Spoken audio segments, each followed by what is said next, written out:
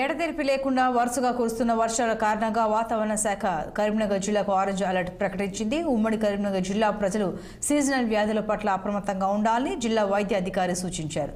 వర్ష సూచన ఉన్న దృష్ట్యా పిల్లలు, వృద్ధులు వ్యాధుల బారిన పడే అవకాశం ఉందని, ఇంటి పరిసర ప్రాంతాల్లో నీరు నిల్వ ఉండకుండా ఉండే విధంగా చూడాలని అధికారులు సూచించారు. వర్షానికి పట్టణ, గ్రామీణ ప్రాంతాల్లో ప్రజలు తగు జాగ్రత్తలు తీసుకోవాలని ప్రత్యేక దృష్టితో అవగాహన కార్యక్రమాలు నిర్వహిస్తున్నామని తెలియజేస్తున్నారు.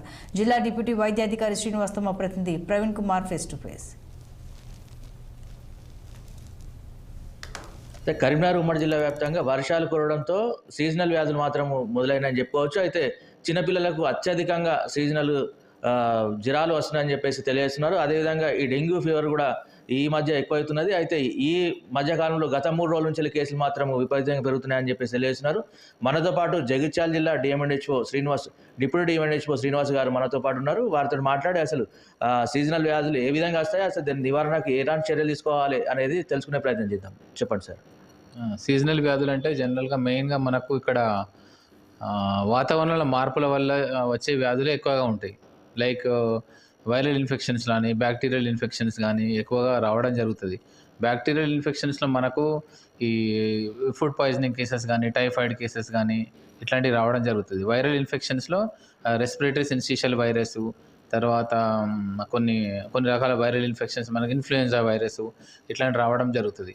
మనల్ని ఎక్కువగా బాధ పెట్టేది మాత్రం మనకు డెంగ్యూ ఇన్ఫెక్షన్. దీనివల్ల మనం అలర్ట్ ఉండాల్సిన అవసరం ఉంది.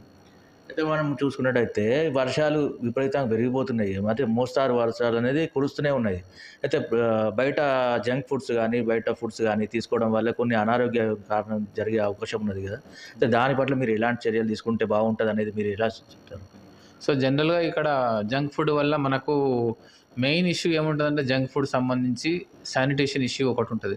లైక్ అక్కడ వాటర్ సరిగా ఉండకపోవడం, అందులో కుక్ చేసే కాంపోనెంట్స్ సరిగా ఉండకపోవడం, అందులో వాడే కలర్స్ అడిక్వేట్ పూర్ క్వాలిటీ ఉండడం, లేకపోతే అందులో వాడే మసాలాస్ కానీ, లేకపోతే స్పైసెస్ కానీ సరిగా ఉండకపోవడం, ఆ ఫుడ్ కూడా స్టోర్ చేసిన ఫుడ్ని మళ్ళీ ఆయిల్ మళ్ళీ వాడడం, లేకపోతే స్టోర్డ్ చికెన్ కానీ, మటన్ కానీ, ఫుడ్ కానీ మనకు నెక్స్ట్ డే సర్వ్ చేయడం అని ఇట్లాంటి వాటిలో ప్రాబ్లం ఉంటుంది.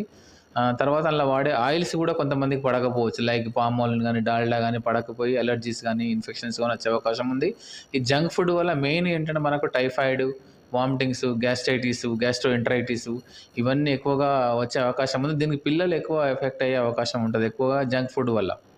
తర్వాత స్కిన్ ఎలర్జీస్ కూడా ఎక్కువనే. ఎంత ఎక్కువ జంక్ ఫుడ్ వాడితే వాళ్ళకి అర్టికేరియా అనే స్కిన్ లీజన్స్ రావడము, ఈ దద్దులు రావడం, కొంతమంది ఆస్తమా ఉన్న వాళ్ళకి ఆస్తమా ఎక్కువగా వాడడం ఇవ్వాలి ఫుడ్ ఎలర్జీస్ వల్ల అయ్యే అవకాశం ఉంటుంది.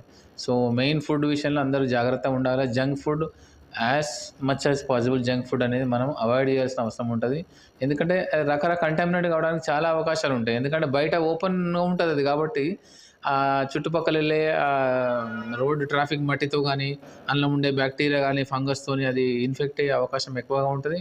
తర్వాత వాటర్ కూడా, ఎందుకంటే వాటర్ అనేది దాన్ని మనం వాటర్ అనే కల్తీ అయ్యే అవకాశాలు ఎక్కువగా ఉంటాయి. అందులో బ్యాక్టీరియా కానీ, వైరస్లు ఉండే అవకాశం ఎక్కువగా ఉంటుంది, ఓపెన్గా ఉంటాయి కాబట్టి. అయితే ప్రత్యేకంగా మనం చూసుకున్నట్టయితే ఈ వర్షాల సంబంధించిన అది మీరు అవగాహన సదస్సులు అయితే నిర్వహిస్తున్నారు. అయితే ఈ సదస్సులో మీరు వెళ్ళినప్పుడు అక్కడ మీకు అనుభవమే పరిస్థితులు ఏ విధంగా ఉన్నాయి, అక్కడ ఏ విధంగా ప్రజలు మీతోటి మాట్లాడుతున్నారు, ఎలాంటి ప్రాబ్లమ్స్ ఫేస్ చేస్తున్నట్టు మీకు తెలియజేస్తున్నారు? మేము యూజువల్గా డెంగీ, మలేరియా సర్వేలెన్స్లో భాగంగా విజిట్ చేస్తాము అన్ని విలేజెస్. మనకు 380 గ్రామ పంచాయతీస్ ఉన్నాయి. మేము ఇప్పటివరకు ఒక 40-50 గ్రామ పంచాయతీలు విజిట్ చేయడం జరిగింది. అక్కడ మీటింగ్స్ పెట్టాం, మా స్టాఫ్ కూడా అవగాహన కార్యక్రమాలు పెట్టాం. వాళ్ళ మెయిన్ కంప్లైంట్స్ కూడా అన్నీ ఏంటంటే, మెయిన్గా ఎక్కువ శాతం కంప్లైంట్స్ ఏంటంటే వాటర్ ఇష్యూస్ ఉంటాయి. కొన్ని చోట్ల ఏంటంటే మనకు వాటర్ మాకు షార్టేజ్ ఉందని వాళ్ళు చెప్పడం, చాలా చోట్ల అయితే లేదు, కొన్ని చోట్ల అట్లా ఉంది.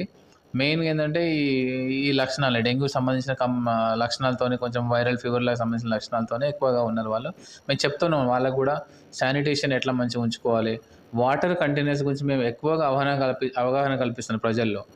అయితే మనం ప్రత్యేకంగా చూసుకున్నట్టయితే చిన్నపిల్లలు కానీ, వృద్ధులు కానీ చాలా జాగ్రత్తగా ఉండాలి. అదేవిధంగా వర్షాలు ఎడతెరిపి కురుస్తున్నది. అయితే ఈ వర్షాల నేపథ్యంలో జంక్ ఫుడ్స్ కానీ, బయట దొరికే ఫుడ్స్ కానీ ఎలాంటి ఫుడ్ తీసుకోకూడదు. అదేవిధంగా శుభ్రంగా వాతావరణం కానీ, వారి ఇంటి పక్క పరిసర ప్రాంతాలు కానీ శుభ్రంగా ఉంచుకోవాలి. ఎక్కడ కూడా నీళ్లు ఆగడానికి కూడా, నీళ్లు నిల్వ ఉండడానికి కూడా అవకాశం ఇవ్వకుండా జాగ్రత్తలు వహించాలని చెప్పేసి తెలియజేస్తున్నారు. కెమెరామెన్